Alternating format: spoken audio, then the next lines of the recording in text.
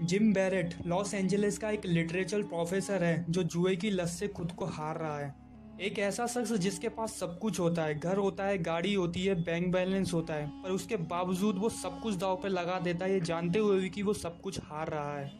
कहानी की शुरुआत जिम बैरेट से होती है, जो अस्पताल में अपने दादाजी को मिलने के लिए जाता है, जो कि अपनी आखिरी सांसें ले रहे हैं। उसके दादाजी उससे कहते हैं कि मुझे बचाने के लिए क्या करोगे? मुझसे झूठ बोलने की सोचना भी मत, तुम जानते हो कि मैं मरने वाला हूँ। वो कहता है कि मुझे बुरा लग रहा है। उसके दादाजी कहते हैं कि अगर मैं तुम्हें अपनी जायदाद में से एक फूटी कौड़ी ना दूं तो तुम कैसे जियोगे? क्या तुम इस ताकत को संभाल पाओगे? तो वो कहते हैं कि तुम अपने आखिरी पलों में बिल्कुल भी टेंशन ना लो। और ऐसा कहकर वो उन्हें एक आखिरी सलाम देता है।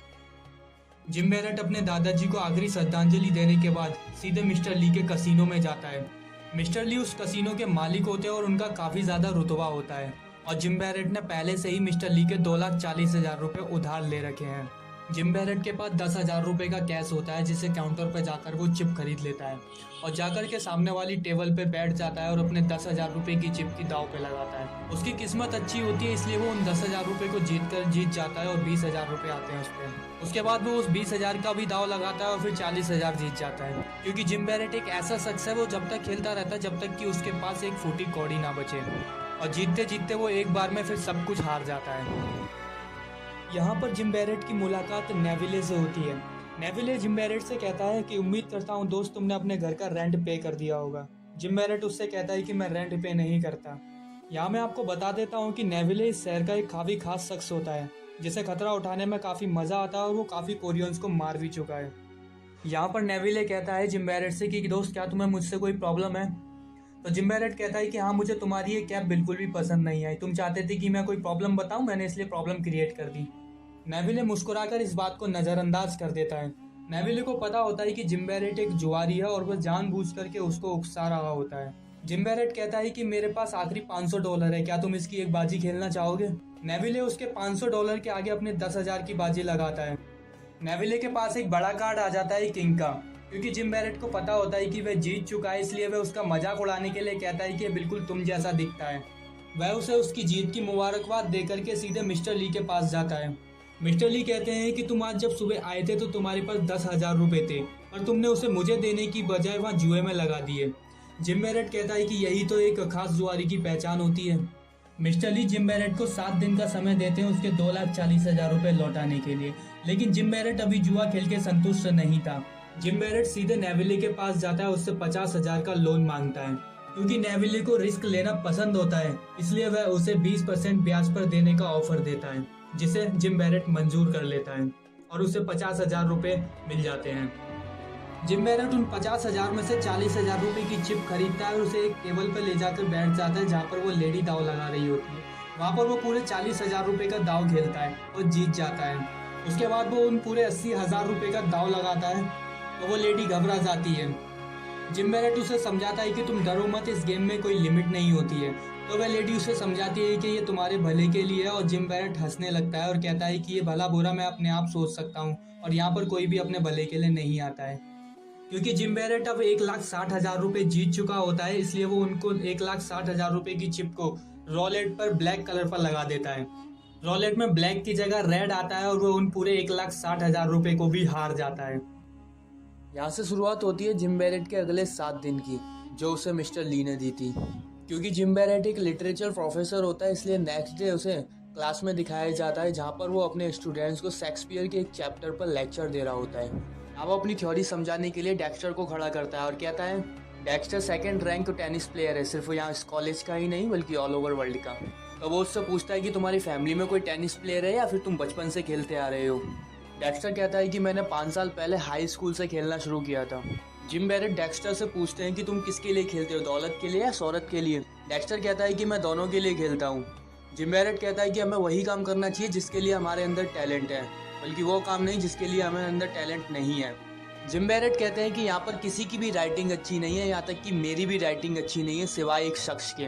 और यहाँ पर कोई भी ऐसा नहीं है जो राइटर बनने लायक हो सिवाय उसे एक शख्स के जिसके अंदर काबिलियत है। जिम बैरेट यहाँ पर एक स्टूडेंट को खड़ा करते हैं, कहते हैं क्या वो तुम हो सकते हो? तो वो कहता है कि नहीं, तुम नहीं हो सकते, क्योंकि तुम बहुत ज़्यादा बोलते हो और जब बोलते हो तो बिल्कुल रेडियो की तरह चालू हो जाते हो। एक राइटर की असली पहचान होती है कि वो बहुत ज़्यादा शांत होता है और अपनी राइटिंग में हमेशा डूबा रहता है। इस पूरी क्लास में सिर्फ एक ही स्टूडेंट है जिसके पास काबिलियत है एक अच्छा राइटर बनने की। जिम बैरेट यहाँ पर अपनी एक स्टूडेंट एमी फिलिप्स की तरफ इशारा करते हुए कहता है कि सिर्फ वही एक शख्स है जो हमेशा शांत रहती है और हमेशा अपनी राइटिंग में डूबी रहती है। तुम सब सिर्फ अपने ख्वाबों में राइटर बन सकते हो, बट वो हकीकत में बन सकती है। वो एमी फिलिप्स की तरफ इशारा करते हुए कहता है कि ऐसा क्यों है मिस फिलिप्स, तुम इतनी अच्छी राइटर कैसे हो सकती हो? क्या तुम्हारे फैमिली में कोई राइटर है या फिर कोई लिटरेचर? तो एमी फिलिप्स उसको मना करती है। जिम बैरेट उससे पूछता है कि तुमने किस उम्र से पढ़ना शुरू किया था? तो यहाँ पर एमी फिलिप्स बताती है कि उसने 2 साल की उम्र से पढ़ना शुरू किया था। जिम बैरेट कहता है कि आज के बाद जब भी तुम मेरी क्लास अटेंड करने आओ तो सबसे आगे वाली रो में बैठना, क्योंकि वही तुम्हारी असली जगह है, वरना आना ही मत। इसके बाद सीधे वो अपनी माँ से मिलने के लिए टेनिस कोर्ट में जाता है, जहाँ पर वह डेक्स्टर के साथ टेनिस प्रैक्टिस कर रही होती हैं। डेक्स्टर उसका स्टूडेंट होता है जो वर्ल्ड का 2nd बेस्ट टेनिस प्लेयर होता है। उसकी माँ उससे पूछती है कि तुम्हें आखिर पैसे क्यों चाहिए? अगर तुम अपनी आदतों को सुधारना चाहते हो तो उसमें मैं तुम्हारी हेल्प कर सकती हूँ। जिम बैरेट कहता है कि मेरी आदतों के अलावा मेरे पास और कुछ भी नहीं है। वो कहती है ऐसा कुछ भी नहीं है, अगर तुम खुद की क्रिएट की हुई मुसीबतों से अगर दूर रहना सीख लो तो मैं तुम्हें पैसे दे सकती हूँ, वरना नहीं। यहाँ पर उन दोनों की थोड़ी सी झड़प हो जाती है और उसके बाद वो बिना पैसे लिए ही चला जाता है। अब जिम बैरेट के पास सिर्फ 6 दिन का समय बाकी होता है और वो फ्रैंक के पास जाता है। फ्रैंक मिस्टर ली और नेविले की तरह ही एक काफ़ी खतरनाक और नामी बंदा होता है। वो काफ़ी तरीकों से पैसा कमाना जानता है, जिसमें से एक तरीका उधार देना भी है, पर इन सब के बावजूद भी वो काफ़ी ज़्यादा समझदार बंदा होता है। फ्रैंक कहता है कि तुम्हें आखिर इतना बड़ा अमाउंट चाहिए ही क्यों? तुम एक जुआरी हो, तुम्हें जितना दिया जाएगा तुम्हारे लिए उतना ही कम रहेगा, तुम ये भी हार जाओगे, और जब तुम मेरी बताई हुई तारीख पे मेरा पैसा वापस नहीं लौटा पाओगे तो मैं मिस्टर ली और नेविले की तरह बैठकर तमाशा नहीं देखूंगा, मैं तुम्हारी फैमिली को बम से उड़ा दूंगा। तो जिम बैरेट कहता है कि इस मामले में हमारी फैमिली को मत लाओ। फ्रैंक कहता है कि तुम यहाँ मेरे पास उधार मांगने आए हो, भीख नहीं। जिम बैरेट कहता है कि मेरी कोई फैमिली नहीं है। फ्रैंक उससे कहता है कि अगर तुम्हें उधार चाहिए तो अपने मुंह से बोलो कि हाँ तुम्हें उधार चाहिए। कहो कि तुम एक नकारा और बेकार आदमी हो जो सब कुछ हार चुका है, उसके बावजूद उसे और उधार चाहिए। असल में फ्रैंक उसे किलसाने की कोशिश कर रहा होता है। तो जिम बैरेट कहता है कि मैं इतना सब कुछ एक साथ याद नहीं कर सकता। तो फ्रैंक कहता है कि ठीक है, मैं तुम्हारी प्रॉब्लम को थोड़ा और आसान कर देता हूँ, कहो कि तुम एक मर्द नहीं हो। असल में फ्रैंक उसे किलसाने में कामयाब हो जाता है और जिम बैरेट वहाँ से चला जाता है। जिम बैरेट अपनी क्लास के एक रूम में बैठा हुआ होता है और देखता है कि यहाँ एमी फिलिप्स आती है और सबसे आगे वाली रो में आकर बैठ जाती है और काफ़ी गुस्से में दिख रही होती है। वो पीछे से आवाज़ लगाता है, पूछता है कि क्या तुम्हें मुझसे कुछ काम है? एमी फिलिप्स कहती है कि तुम मुझसे बाहर क्यों नहीं मिलते? जिम बैरेट कहता है कि मुझे झूठ बोलने की आदत नहीं है, क्योंकि मैं हमेशा सच बोलता हूँ, इसीलिए मैं लोगों को बुरा लगता हूँ। एमी फिलिप्स उससे कहती है कि क्या तुम मुझसे कुछ कहना चाहते हो? अगर कहना चाहते हो तो प्लीज़ मुझसे कह दो, क्योंकि तुम जब भी बोलते हो तो सही बोलते हो। जिम बैरेट उससे कहता है कि तुम यहाँ से अभी की अभी चली जाओ, क्योंकि शायद वो अकेला रहना चाहता था। लेकिन एमी फिलिप्स नहीं जाती, और वो जाती भी है तो जा करके उसकी लिखी हुई नोवेल को उठा लाती है। असल में जिम बैरेट ने एक नॉवल लिखी थी, बट वह उस पर अपना नाम नहीं लिखना चाहता था, क्योंकि वह नहीं चाहता था कि उसका नाम हो। एमी फिलिप्स उससे जिद करती है कि वह उस नॉवल पे अपना नाम लिखे और अपने साइन करे, और एमी फिलिप्स जिद करके उस पर उसके साइन और नाम लिखवा लेती है। एमी फिलिप्स उसे अपने साथ बाहर जाने के लिए ऑफर करती है, बट वो मना कर देता है। वो कहता है कि उन्हीं में से एक चीज़ है जो मैं अब नहीं करता। जिम बैरेट के पास अब सिर्फ 5 दिन बचे हुए हैं और यहाँ पर उसको नेविले का कॉल आता है। तो वो कॉल अटेंड करके कहता है कि मैं एक भिखारी बोल रहा हूँ और बताओ तुम्हें क्या चाहिए मुझसे। तो नेविले कहता है कि मैं तुम्हारी बुक पढ़ रहा हूँ और ये सच में काफ़ी काबिल तारीफ है। बैरेट कहता है तो ठीक है, तुम उसे मुझसे खरीद लो, उस पर एक फिल्म डायरेक्ट करो, शायद वो तुम्हारा पैसा चुका सके। तो नेविले कहता है कि इतनी काबिल तारीफ नहीं रहेगी। नेविले कहता है कि तुम फ्रैंक के पास उधार मांगने गए थे और उसने तुम्हें उधार दिया नहीं। जिम बैरेट कहता है कि वो तो उधार देना चाहता था, पर मैंने ही उधार नहीं लिया।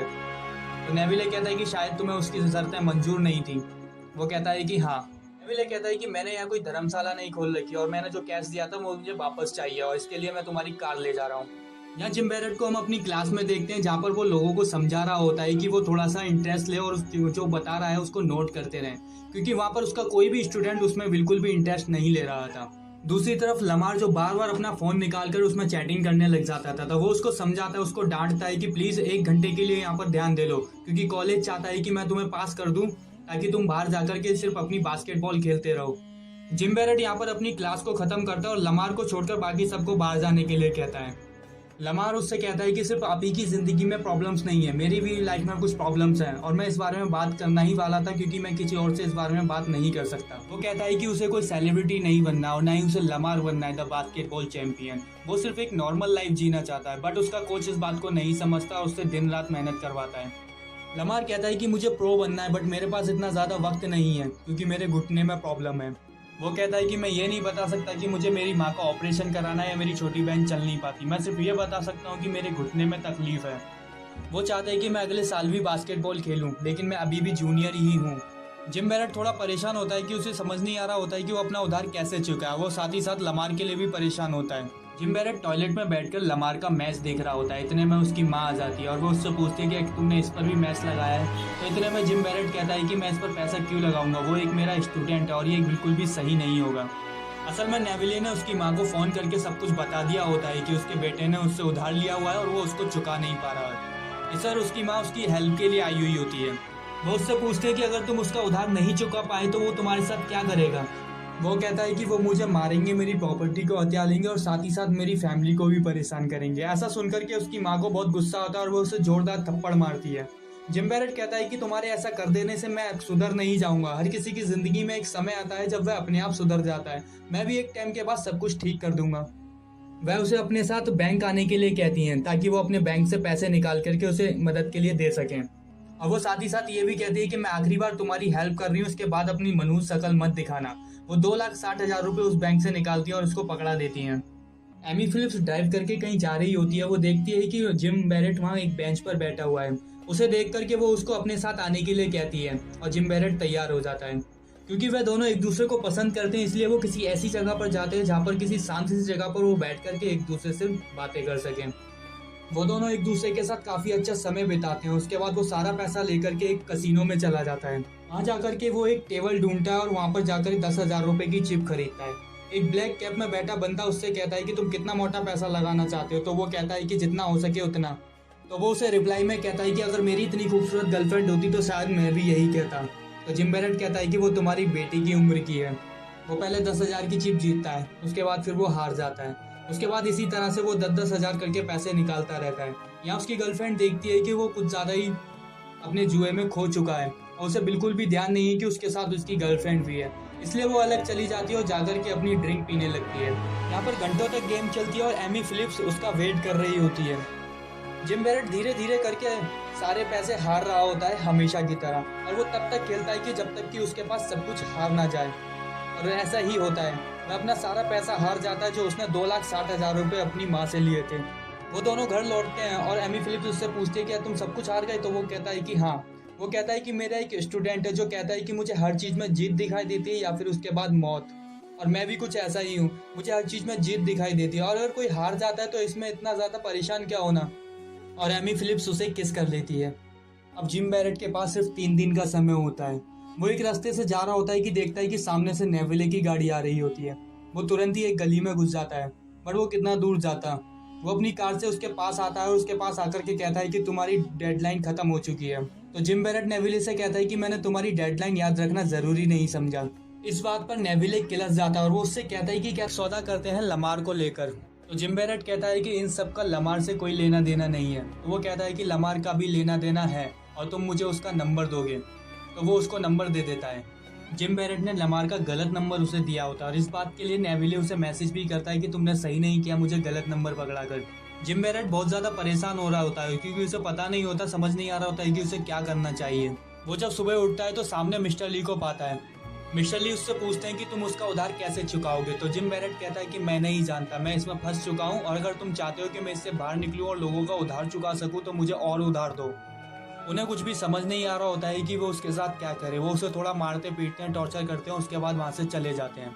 वो एक दुकान पर आता है और उससे कहता है कि मैं ये घड़ी बेचना चाहता हूँ। ये घड़ी बिल्कुल नई है क्योंकि तुम्हारी गुडविल भी अच्छी है, इसलिए किसी को शक भी नहीं होगा, इसलिए तुम इस घड़ी को ले लो।